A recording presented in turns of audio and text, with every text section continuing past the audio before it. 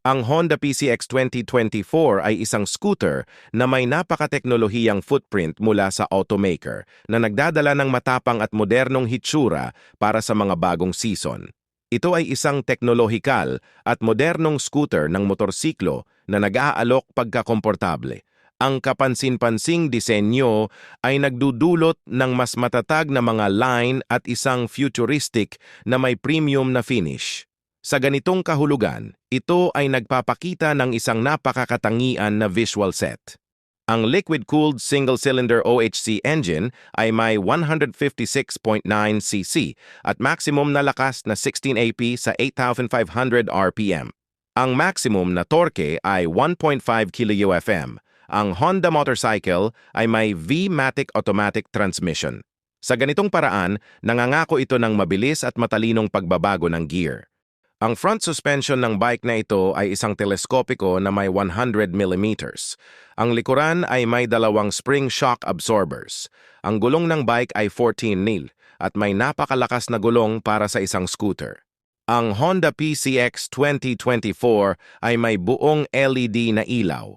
Sa ibaba ng upuan, ang 30 litro na storage compartment ay nagbibigay ng maraming espasyo para mag-imbak ng mga helmet, bag, libro at iba pang gamit ng rider. Nagtatampok ang HTSC torque control ng Honda ng mga sensor ng bilis upang kontrolin ang pag-ikot ng gulong at magbigay ng mas ligtas na pagsakay. Ang idling stop ay isang Honda motorcycle technology na pinapatay ang makina kapag idle upang makatipid ng enerhiya at fuel. Ang PCX ay may 100% digital blackout panel na nagbibigay ng impormasyon tulad ng speedometer, oras, indicator ng gasolina at iba pa. Naka-smart key system ito, hassle-free ka na nang hindi kinakailangang kunin ang susi sa iyong bulsa. Ang pinakabagong update sa Honda PCX ay nagpapataas ng pinakamataas na bilis ng bike na lampas sa 100 km/h. Sa mga tuntunin ng pagkonsumo, ang PCX ay nangangako ng maraming pagtitipid na lumalampas sa 40 km/h sa trapiko sa lungsod. Para sa mga highway, ang sasakyan ay hindi masyadong angkop.